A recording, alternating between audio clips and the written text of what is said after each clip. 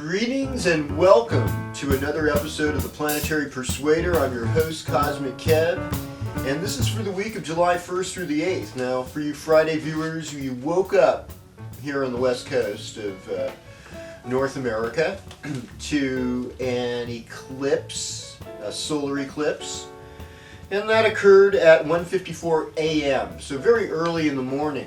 And eclipses often are part of geologic experiences that we have, more earthquakes sometimes, volcanoes. The eclipse is in Cancer. It follows a new moon in Cancer. So we're looking at a time to look at family, to look at parenting, what it means to be patriotic, what it means to be aware of your feelings, to be aware of your emotions. Research on breasts. You know, Cancer rules the breasts. And also smell. Your sense of smell, your sense of history, all these things are ruled by the sign of Cancer. We traditionally think of Cancer as lunar ruled, the most lunar ruled sign of the zodiac. Now the sun is diminishing, the days are shortening here, but it's almost impossible to think that because it's just so light and bright and hot here in Chico, in the interior. And what we've got going on is we have Mercury moving today into Leo. So Mercury in Leo gives us bolder expression. It gives us more of a direct way of speaking to people and communicating with some kind of creative flair, maybe even a little bit of exaggeration.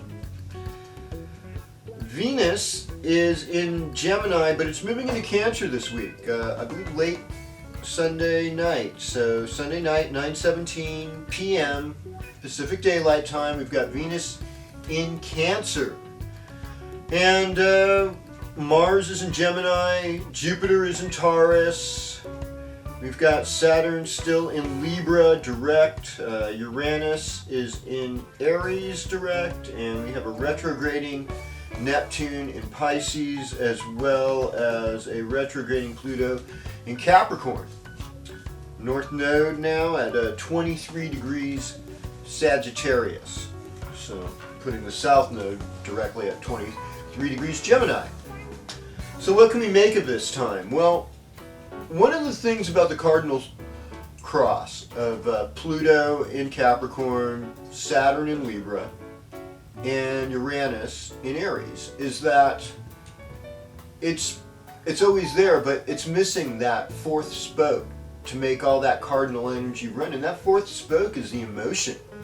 It's Cancer. I find myself, and maybe this is because my son's in Scorpio and a bunch of other planets, but emotional motivation is everything. If you're not happy with doing something, if you're not feeling it, you probably are not going to do it. And when you're around people that are happy to be with, it makes you happy to be there too. So I think one of our duties as humans on what I would say is a spiritual karmatic duty, but it's also just a direct duty for a better life, is to find ways of being happy. Plot your happiness. Plot your joy. Emotionally lift one another with compliments, hugs if they're not, if they're chill with that, and not culturally offended or something. And, just even small gifts of kindness like flowers or cards to people. It's a nice thing. So with that said, let's get into our horoscope as we discover the signs, the planets, and the houses in the Planetary Persuader.